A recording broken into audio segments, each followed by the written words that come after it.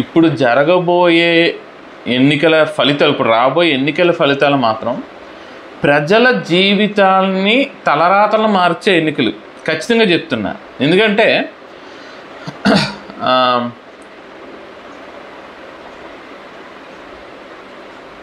ఇప్పుడు ఎవరు అవునన్నా కాదన్నా ఫ్రీ పథకాలు జగన్మోహన్ రెడ్డి ఎక్కువే ఇచ్చాడు. చెప్పినవన్నీ కూడా మ్యాక్సిమం ఇచ్చారు.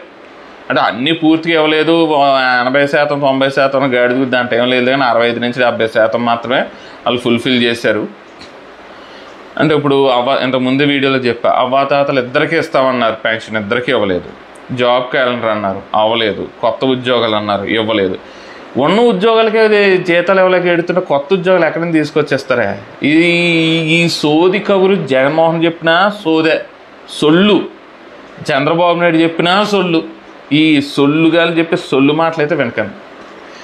సో ఇవన్నీ పక్కన పెడితే ఖచ్చితంగా సంక్షేమం ఫ్రీ పథకాలు అయితే జగన్మోహన్ రెడ్డి ఎక్కువే అమలు జరిపాడు compare to Chandrababu Naidu.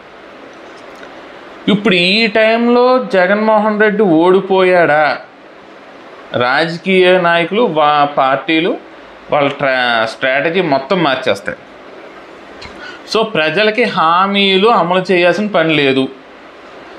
End of the day ఎన్నికల టైంలో డబ్బులు ఇస్తే ఓట్లు వేస్తారు, డబ్బులు ఇవ్వకపోతే ఓట్లు ఇయ్యరు. కాబట్టి మనం అక్కడ చూసుకుందాం.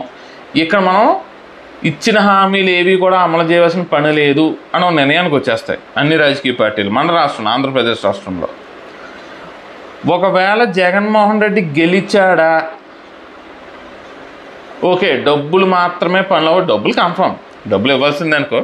సో డబ్బులతో మాత్రమే పని అవ్వదు, హామీలు ఫ్రీ పథకాలు ఇవ్వాలి, సంక్షేమం అమలు చేయాలి. అట్ ద సేమ్ టైం ఇచ్చిన హామీలు మ్యాక్సిమం అమలు చేసి తీరాలి, లేదంటే ప్రజలు మనకు ఓటు వేయరు అనేది కూడా ఇది కూడా పార్టీలోకి వెళ్తుంది. సో ఇక్కడ ఇప్పుడు రాబోయే ఫలితాలు అనేవి ప్రజల తలరాతలని డిసైడ్ చేసే ఫలితాలు. మరి ఫలితాలు ఎలా వస్తాయో చూద్దాం.